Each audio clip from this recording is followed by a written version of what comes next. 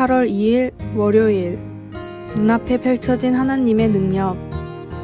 번개를 동반한 폭우가 내리던 날 마루에서 6살 된 딸과 함께 창문 밖에 장관을 내다보던 아버지가 있었습니다.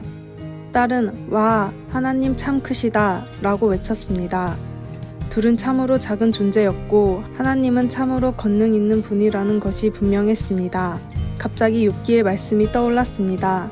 광명이 어느 길로 뻗치며 동풍이 어느 길로 땅에 흩어지느냐. 욥기 38장 24절. 욥은 하나님의 능력을 다시 되새길 필요가 있었습니다. 그의 삶은 완전히 무너졌습니다. 자녀들은 죽었으며 그는 빈털터리가 되었고 병들었습니다. 친구들의 마음도 떠났고 아내는 그에게 믿음을 버리라고 부추겼습니다. 결국 욥은 하나님께 "왜입니까?" 물었고 하나님은 폭풍 속에서 응답해 주셨습니다. 하나님은 모든 자연 법칙이 그분의 통제 안에 있다는 것을 욥에게 상기시켜 주셨습니다. 그 말에 욥은 평안을 얻어 이렇게 응답합니다. "내가 주께 대하여 귀로 듣기만 하였사오나 이제는 눈으로 주를 배움나이다. 달리 말해 그것은 하나님, 이제야 알겠습니다. 당신은 내 생각보다 훨씬 더 크십니다. 라는 의미였습니다. 삶이 무너져 내릴 때 가끔은 그냥 마루에 누워 번개를 쳐다보며 만물을 창조하신 크신 하나님과 우리를 돌보시는 그분의 크신 사랑을 떠올리는 것이 가장 큰 위안이 되기도 합니다. 아니면 평소에 좋아하던 하나님의 능력과 위대하심을 노래하는 찬양을 불러보는 것도 도움이 됩니다. 말씀. 광명이 어느 길로 뻗치며 동풍이 어느 길로 땅에 흩어지느냐. 욥기 38장 24절. 찬송 64장. 기뻐하며 경배하세. 기도. 번개를 창조하시고 통제하시는 하나님이 내 인생의 역경 또한 극복할 수 있도록 도우신다는 것을 믿을 수 있게 도와주소서. 아멘.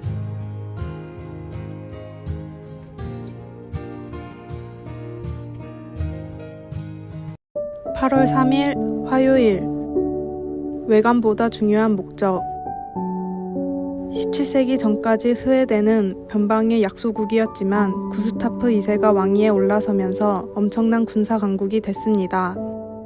강대한 해군을 꾸려 연전연승을 한 스웨덴 해군은 나중에는 발트해의 패권을 차지하고 당시 최강이던 독일과 어깨를 나란히 하며 서로 군비 경쟁을 했습니다.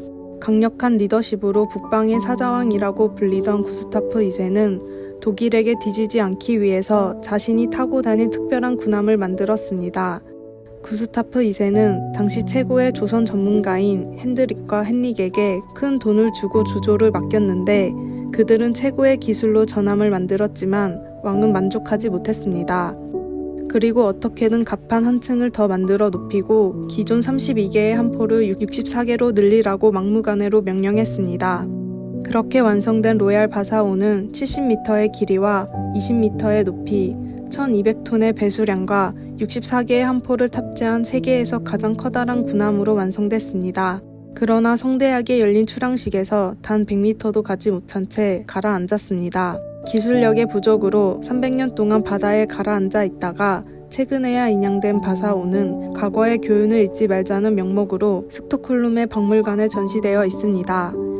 사람이든 물건이든 외관보다 중요한 것은 내실입니다. 남들에게 보여주는 인생이 아니라 하나님이 나를 창조하신 목적이 무엇인가 깨닫고 그 목적을 따라 사십시오. 오늘의 말씀. 내가 보는 것은 사람과 같지 아니하니 사람은 외모를 보거니와 나 여호와는 중심을 보느니라 하시더라. 사무엘상 16장 7절. 오늘의 찬송 290장. 우리는 늘 주님을 배반하나. 오늘의 만나. 허례와 외식보다 진실된 말씀을 따라 사는 교회와 성도들 되게 하소서. 보여주기 위한 삶과 신앙이 아니라 믿음대로 사는 삶과 신앙이 됩시다.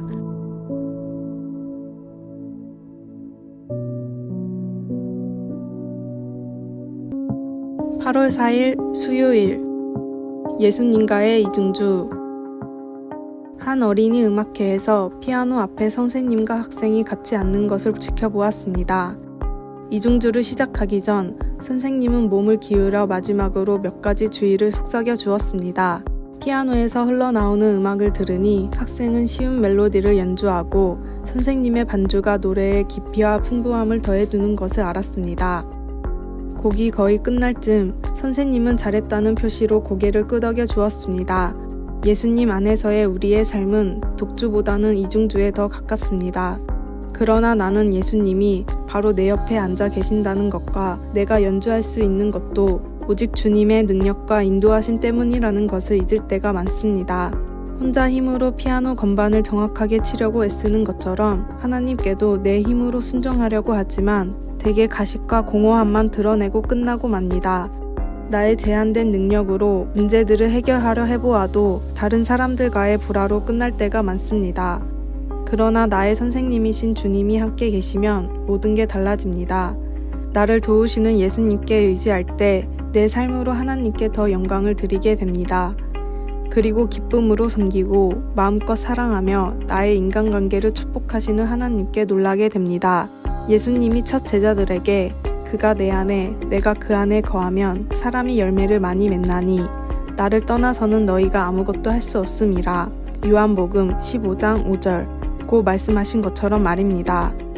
우리는 날마다 좋은 선생님이신 예수님과 이중주로 연주합니다. 우리의 영적인 삶의 멜로디를 이어가는 것은 바로 주님의 은혜와 능력입니다. 말씀, 그가 내 안에 내가 그 안에 거하면 사람이 열매를 많이 맺나니. 요한복음 15장 5절. 찬송 190장. 성령이여 강림하사. 기도.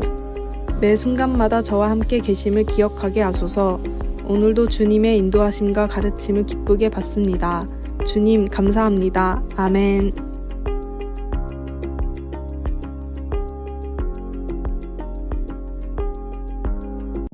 8월 5일 목요일. 세상의 쾌락.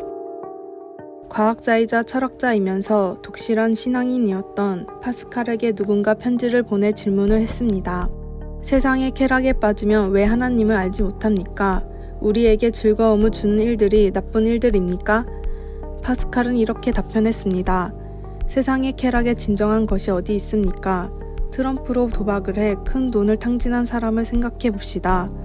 그 사람에게 매일 필요한 만큼의 돈을 주면 과연 그 사람이 트럼프를 끊고 생활에 만족할까요? 반대로 돈을 걸지 않고 트럼프를 하라고 하면 즐겁게 몰두할 수 있을까요? 그 사람이 원하는 것은 큰 돈을 건 아슬아슬한 상황에서 즐기는 도박입니다. 설마 내기에 져서 파멸에 이른다 해도 사람들은 그 일을 할 겁니다. 결국 무언가에 몰두할 수 있는 환경을 찾아 헤맬 뿐입니다. 우리 인간 모두는 공허함과 불안정함을 달래기 위해 이런저런 일들에 빠집니다. 그러나 모든 것을 창조한 하나님을 만나기 전에는 절대로 만족할 수 없습니다.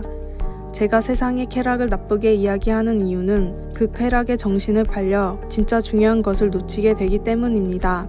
성령으로 마음이 충만한 사람은 세상의 잘못된 쾌락에 빠지지 않습니다.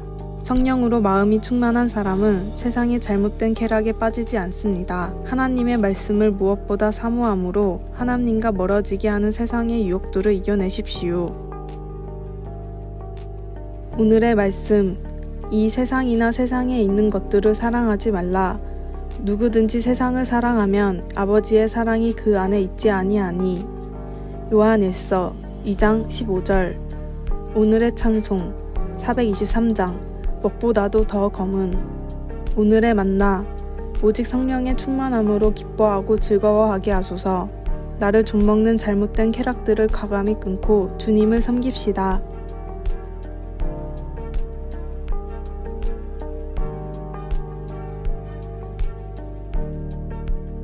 8월 6일 금요일. 사랑으로 바로잡음. 상쾌한 초봄 날씨. 여행하는 것이 더할 나위 없이 좋은 그런 날씨가 있습니다. 그러나 여행 도중에 우리가 잘못된 길로 들어섰다는 것을 알려주는 빨강이나 흰색의 경고 표시가 없다면 우리는 어떻게 될까요? 들어가지 마시오 라고 적힌 표지판이 있으면 방향을 틀 수 있지만 표지판을 그냥 지나쳐 나와 다른 사람들이 겪을 일을 생각하면 어떠할까요? 야고보서의 마지막 말씀은 바로 잡아주는 것의 중요성을 강조합니다. 해로울 수 있는 길이나 행동, 결정이나 욕망에서 우리를 돌이키게 해주는, 우리를 사랑하는 사람들의 중재가 필요하지 않는 사람이 누가 있겠습니까? 누군가 적절한 때에 담대하게 개입하지 않았다면 우리에게나 다른 사람들에게 어떤 피해가 일어났을지 누가 알겠습니까? 야고보는 사랑으로 바로잡는 것의 중요성을 강조하면서 이렇게 말합니다. 죄인을 미혹된 길에서 돌아서게 하는 자가 그의 영혼을 사망에서 구원할 것이며 허다한 죄를 덮을 것임이라. 바로잡는 것은 하나님의 자비를 나타내는 것입니다. 우리 모두 타인의 행복에 사랑과 관심을 가지고 말과 행동으로 진리를 떠난 사람을 돌아서게 하는 하나님의 일에 쓰임받기를 원합니다. 방황하는 사람들을 마땅히 있어야 할 자리로 되돌리는 데 따르는 위험이나 보상은 무엇입니까? 하나님은 언제 다른 사람을 통하여 당신을 좋지 못한 상태에서 돌아서게 하셨습니까?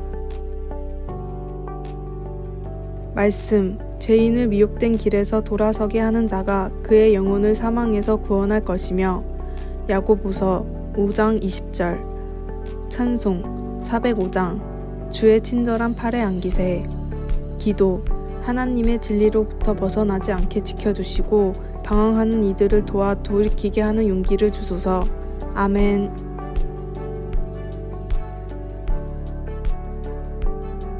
아래의 빨간색 글자 구독을 누르시어 더 많은 전도의 열매를 맺으시기를 기도합니다.